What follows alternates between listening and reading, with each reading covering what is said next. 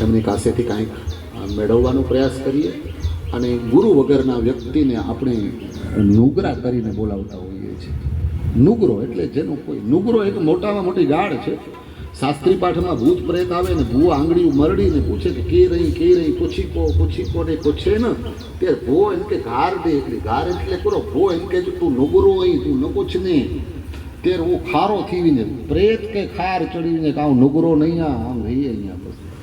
તો પ્રેત માટે પણ નુગરો શબ્દ છે ને એ મોટામાં મોટી ગાળ છે. એટલે જીવનમાં કોઈ આપણો પછી માતા ગુરુ છે, પિતા ગુરુ છે. દત્ત મહારાજના તો 24 ગુરુ હતા. તો તમારા જીવનમાં કોઈ એવું માર્ગદર્શક હોવો જોઈએ જે તમારું કલ્યાણ કરી શકે. કોઈ પણ સ્વરૂપમાં ગુરુ આવી શકે છે. આપનામાં શિષ્યત્વની યોગ્યતા હોય તો ગુરુત્વ આકર્ષણ છે. એ ગુરુ તમારી તરફ આકર્ષિત થઈને અવશ્ય આવશે અને આવશે. તો ઈશ્વર તરફનું આકર્ષણ ગુરુ વધારે છે. કહેવાની તો ઘણી ઈચ્છા છે પણ સમયનો અભાવ. અને આપ બધા પ્રેમથી અહીંયા આવો છો. અરવિંદ મહારાજ એમણે જો ગુરુની પ્રતાપે આખા જીવનની દિશા બદલી ગઈ. અત્યારે ક્યાં હતા અને ક્યાં છે. માના નામે દર વર્ષે અમે એક કથા કરતા હોઈએ છીએ. હવે અમારી લગભગ ઋષિકેશમાં આગામી અમારી રામકથા છે, ભાગવત કથા છે. ઋષિકેશમાં ગંગાના તટ ઉપર જ. પછી એના પછી પણ 11મી 12મી કથા. એટલે સતત એક વ્યક્તિ. હવે આમના જીવનથી તમે જુગારમાં નંબર 1 મહારાજ. હવે મહારાજને ખોટું નહીં લાગે કદાચ એ કહું.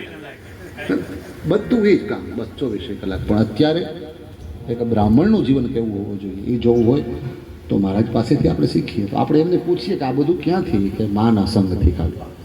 મા ગુરુ તરીકે મળ્યા અને જીવનની દિશા ફરી. તો ગુરુને તમે અજ્ઞાની પણ ન કહી. ગુરુ અજ્ઞાની હોતો જ નથી. એને એના સંકેત તમે સમજી જાઓ તો તમારા માટે ઘણું છે. ગુરુ રામકૃષ્ણ પરમહંસ હોય કે અન્ય તત્વો હોય કોઈ પણ, તો ગુરુ પાસેથી. અને તમારી પાછળ તમારા ગુરુનું બળ હોય તો જ તમે કંઈક કરી શકો. હજી એક ભગત વાત કરી દો, મને યાદ આવે છે. એક રાજાના બગીચામાં એવી કેરીઓ વાવવામાં આવી હતી જેમાં 12 માસ હવે એ કેરીઓ આવે છે. અત્યારે પણ એવા ઝાડ છે આંબાના, ખેડૂતોને ખબર હશે કે 12 માસ તમને ફળ મળતા. હવે એ રાજા પાસે જ ફેસિલિટી હતી, બીજા કોઈ પાસે હતી નહીં. અને નગરમાં એક સ્ત્રી યુવાન ભગવાનની એના ઉપર દયા થવાની હતી અને માતા બનવાની હતી. અને માતૃત્વ ધારણ કરવાની ભગવાને એના ઉપર કૃપા કરી. પણ પછી એને ખાવાની બહુ ઈચ્છા થાય. હવે એમાં પોષ મહિનો કડકડતી ટાઢ પડે ને એને કેરી ખાવાની ઈચ્છા થઈ. સ્વાભાવિક રીતે માતાઓને આવું ખાવાની ઈચ્છા બહુ થાય. એટલે એને પોતાના પતિ આગળ જીદ કરી કે ગમે તેમ કરીને મને કેરી લાવી દે, મને કેરી ખાવાનું બહુ મન થાય છે. પતિ પણ સારો માણસ હતો, પણ કેરી લાવવી ક્યાંથી? ત્યારે ટ્રાન્સપોર્ટ કે એવી બધી વ્યવસ્થા ફ્રીઝર કે કાંઈ હતા નહીં રાખી શકે માણસો. રાજાના બગીચામાંથી પણ રાજાના બગીચામાં એટલો બધો ચોકી ગયો. ગઢરાંગ હતી ચારે બાજુ, વચ્ચે કેરીના ઝાડ હતા. અને હવે લાવવું કેમ? બહુ મુશ્કેલ હતું. કાંટાળી વાડ હતી આ તે. પણ છતાંય એ માણસ ચોરી કરીને કેરી લઈ આવ્યો, પોતાની પત્નીને ખવડાવ્યો. એક દી ખાતે પછી બીજે દી જોઈએ, ત્રીજે દી જોઈએ. આ બધી ચેન્જ કરી, એજન્સીઓ બદલાવી, પણ ચોર નથી પકડાતો. ત્યારે એ રાજા શ્રેણી કે પોતાના દીકરા અભયકુમારને આ કામ સોંપ્યું. રાજકુમાર હતો અભયકુમાર. એને કીધું કે આ ચોરને પકડવાની જવાબદારી તારી છે. ગમે તેમ કરીને તારે આ ચોરને પકડવાનો છે.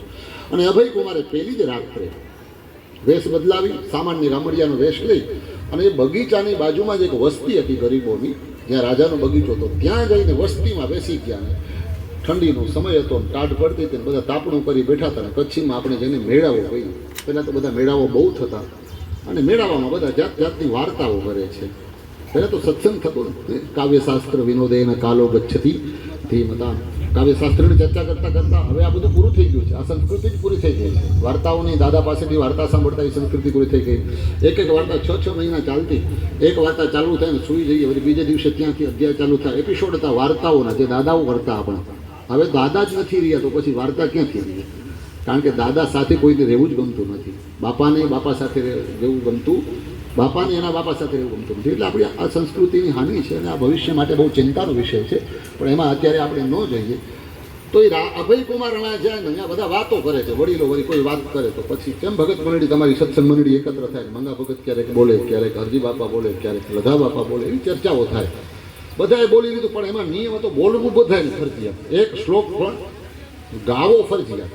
પછી અજાણ્યો આવ્યો તો વેશ બદલાવીને કે ભાઈ તમે કે હું એક વાર્તા કહું, મારી વાર્તા સાંભળશો તમે? એ કે હા. અને અભયકુમાર રાજાના દીકરાએ વાર્તા માંડી કે એક યુવાન દીકરી રાજાના બગીચામાંથી પુષ્પોને તોડી ચોરી કરી અને મહાદેવને અર્પણ કરવા જાય છે. ફૂલ બહુ સારા થતા હતા રાજાની વાટિકામાં. એ ચોરી કરીને નીકળી. યુવાન દીકરી હતી, 16 વર્ષની એની ઉંમર હતી. અને રાજાના બગીચામાંથી ફૂલ તોડ્યા અને માળીએ પકડી લીધી. અને માળીએ કીધું હું તારા ઉપર કેસ કરીશ અને આટલી કલમ લાગે ને આટલી સજા થાય. सब मिली करम चाले चल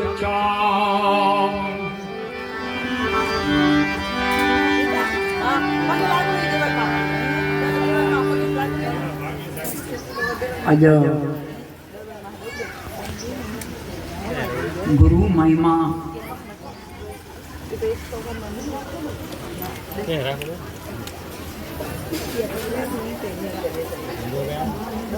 गुरु महिमा वाणी से पवित्र किया करे अने पत्र गालियों केणियों पेंथियों लदो ठुआ मारी अने नहीं जता नहीं कहता लखे ये अमुक चीज हुई ने ये खरेखर आके हम नहीं कहे हमर विनती करे ने चाहतो ये अमुक वाणी थी बुद्धि थी बात बारी है चोवा जेड़ी वस्तु आए न अने जीजे जीवन में मुझे लगा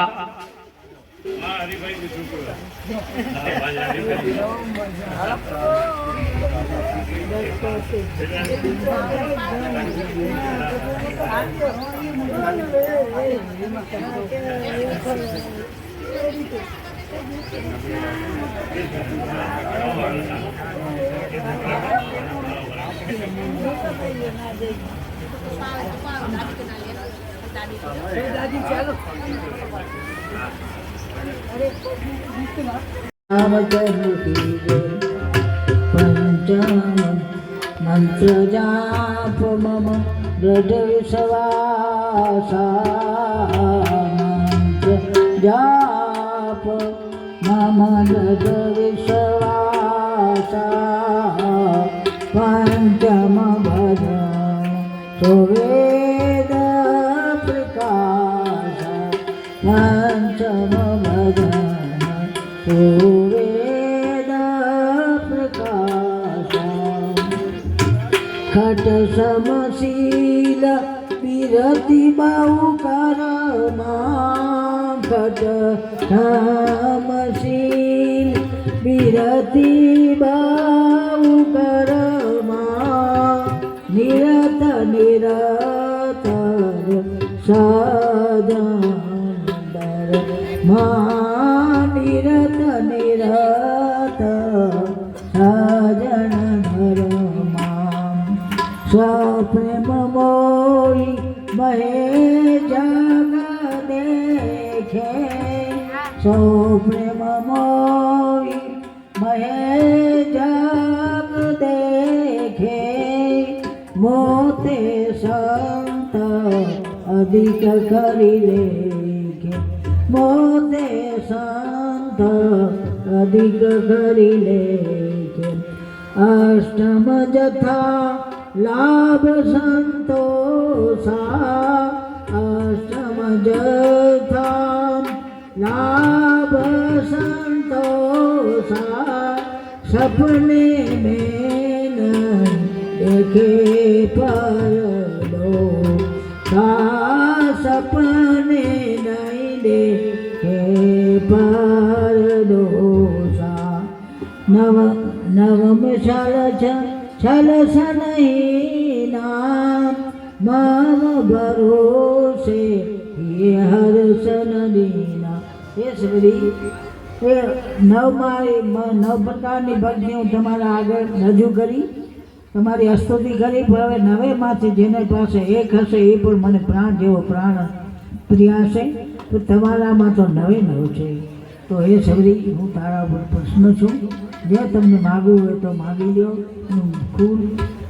राजी थाव छूं सबरीने भगवाने नवता भक्तिनो आपी पछी सबरी કે મહારાજ આટલા દિવસ તો હું તમારી રાહ જોઈને તમારી વાતો જોતી હતી, તમારી બધાને પૂછતી હતી ક્યારે આવશે. મારા ગુરુનો વચન હતો કે તમને જવું ક્યાં ન પડે, ગુરુ ભગવાન તારે આંગણે સામેથી આવશે. મારો ગુરુનો વચન ઉપર વિશ્વાસ રાખીને બેઠી છું.